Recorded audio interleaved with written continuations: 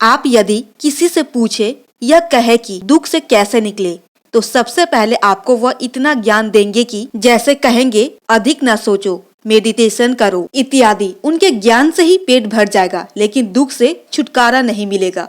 लेकिन हम आपको यह दावा देते हैं कि इस वीडियो को देखने के बाद आपका आधा दुख हम ही खत्म कर देंगे। सबसे पहले देखिए, खुद को दुख से बाहर निकालने के लिए, दुखी मन को संभालने के लिए कला हर किसी के पास नहीं होती। इंसान या तो उस दुख को लेकर झेलते हैं या किसी को बताते नहीं है, या तो फिर सहने की आदत डाल लेते हैं। लेकिन पहली बात तो हमने पूर्व जन्म में जैसा शुभ अशुभ कर्म किया है उसको तो भोगना ही पड़ेगा, इसे कोई नहीं रोक सकता। लेकिन ये बात पूरी तरीके से सच नहीं है। जैसे आपको समझाने की कोशिश करते हैं, बरसात को आना है, वो आएगा ही, कोई उसे रोक नहीं सकता। लेकिन अगर हम उस बरसात से बचने के लिए छाता का इस्तेमाल तो कर ही सकते हैं, या फिर रेनकोट का इस्तेमाल कर सकते हैं। और बरसात आएगी चली जाएगी, हमें थोड़ा बहुत नुकसान होगा, ज्यादा नहीं। ठीक उसी तरह है, आपके जीवन के दुख आएंगे ही, आप उस दुख को बदल सकते हैं, कम कर सकते हैं। जैसे आपको एक्सीडेंट होने वाली है, बस आपको ठोकर लगकर रह जाएगी और ज्यादा कुछ नहीं होगा। लेकिन दुख आया और गया भी, लेकिन आपको ज्यादा नुकसान नहीं हुआ। लेकिन ये सब हुआ कैसे? और ये सब सबके साथ नहीं हो सकता। क्यों?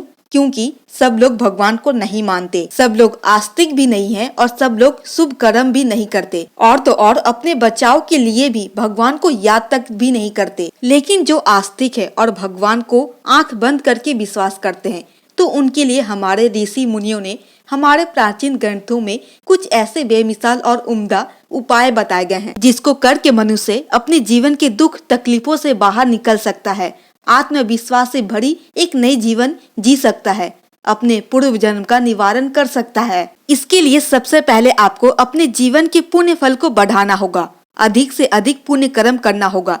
यदि आप कम समय में और जल्दी दुख से बाहर निकलना चाहते हैं, तो किसी गरीब ब्राह्मण की तन मन धन जैसा आपसे बन पड़े उनकी सेवा करें। गरीब ब्राह्मण की सेवा करने से जो फल प्राप्त होते हैं, उसे वेद पुराण संत मुनि और देवता भी नहीं जानते। धरती पर जो धूल के कण हैं, वे गिने जा सकते हैं, वर्षा की बूंदे भी गिनी जा सकती है, परंतु ब्राह्मण को सेवा करके तार देने में जो पुण्य फल होता है, उसकी गणना विधाता भी नहीं कर सकते। ब्राह्मण को जीविका देकर मनुष्य जीवन मुक्त हो जाता है, सुस्थिर संपत्ति पाता है, और परलोक में चारों प्रकार की मुक्तियों का भागी होता है। सीधा वैकुंठ में चिरकाल तक आनंद भोगता है, एवं परमात्मा की तरह उसका कभी भी वहाँ से पतन नहीं होता। अपना भविष्य को सुधार लेता है, परलोक में स्थान प्राप्त कर लेता है, और इसकी पुण्य फल की गणना तो मेरे मुख से कतई नहीं हो सकती। और वास्तव में ऐसे मनुष्य का जन्म सफल हो जाता है, एवं ऐसे मनुष्य अपने जन्म को सफल बना लेते हैं। ब्राह्मण की सेवा करने वाले मनुष्य के कष्ट का निवारण चुटकियों में हो जाता है। जो सच्ची भक्ति भाव से ब्राह्मण की सेवा कर देता है,